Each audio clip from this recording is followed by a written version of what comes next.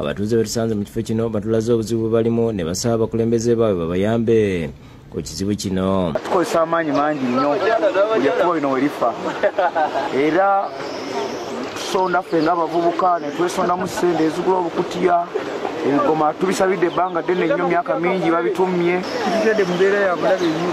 Abakyala bakaluubirirwa batwala abaana mu ddwaliro, abaana bagenda okusoma bakaluubirirwa. Omugga gugenda tuttira abaana, amazzi ebigoma temuli, obugoma butono. Emmere yennyini ayitawo ng'atalaba alinga muzibe, twalondera kibali bawoza nuupu.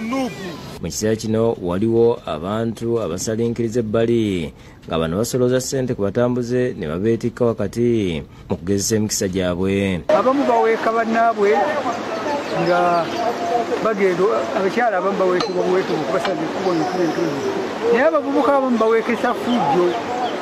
Kati ng'abo abakyala abamu ababeera mu kusiiba kibayisa bubi, tusaba gavumenti etuyambe eterewo ebigoma iterereze wano.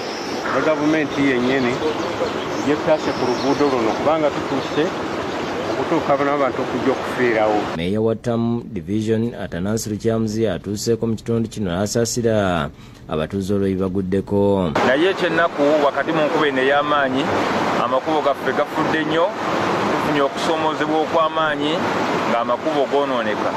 Amakubo mangi gakoseddwa, emyalo egiringa gino. Asuubizza okukolagana n'abakulembeze ba munisipaali y'Emityana okulaba ng'ekkubo lino likolebwa nga batandikira ku mugga gwennyini ogubomose. Oluguudo luno tugenda kutandika okulukolako mu nteekateeka eno yennyini.